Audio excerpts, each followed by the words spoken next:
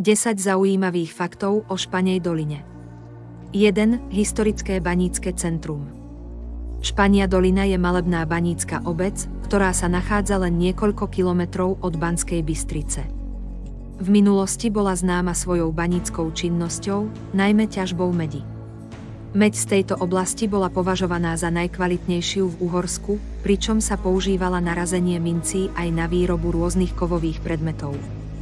2. Zachovaná banícka architektúra. Obec si zachovala svoj historický charakter a mnoho budov z obdobia baníctva. Staré banské domy, školy a kostol, ktoré sú dnes súčasťou turistických trás, poskytujú návštevníkom autentický pohľad na život baníkov v minulosti. 3. Banské štôlne a historické bane. V Španej doline sa nachádza niekoľko zachovaných banských štôlní, ktoré sú otvorené pre turistov.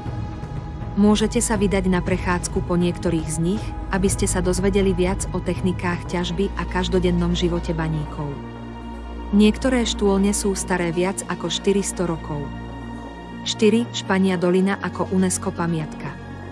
Obec je súčasťou kultúrneho dedičstva Slovenska a jej banícke tradície boli zahrnuté do zoznamu UNESCO ako súčasť spoločného dedičstva Banskoštiavnického regiónu. 5. Skvostné banícke múzeum. V Španej doline sa nachádza banícke múzeum, ktoré sa venuje histórii ťažby medi a života baníkov v tejto oblasti.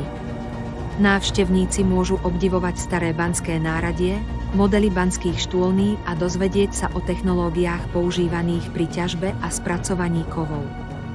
6. Príroda a turistika. Okolie Španej doliny je ideálnym miestom pre turistov a milovníkov prírody.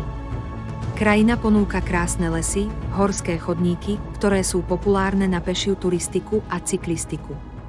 V zime sa v tejto oblasti nachádzajú aj možnosti na bežecké lyžovanie a zimné túry. 7. Slávne banícke oslavy. Špania dolina si každý rok pripomína svoju banícku históriu rôznymi podujatiami a festivalmi. Tieto oslavy, ktoré zahŕňajú tradičné banícke zvyky, hudbu, tance a remeselné trhy, sú obľúbené medzi miestnymi aj turistami.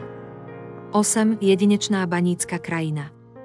V okolí obce sa nachádza množstvo historických baníckych miest a pozostatkov, ktoré sú sprístupnené pre turistov. Tieto lokality poskytujú jedinečný pohľad na to, ako baníci kedysi pracovali a žili v tejto náročnej profesii. 9. Známa banícka architektúra kostola. Kostol svätý Jána Krstiteľa v Španej doline je typickým príkladom baníckej architektúry. Tento kostol z 18. storočia má charakteristické barokové prvky a je významnou pamiatkou v obci.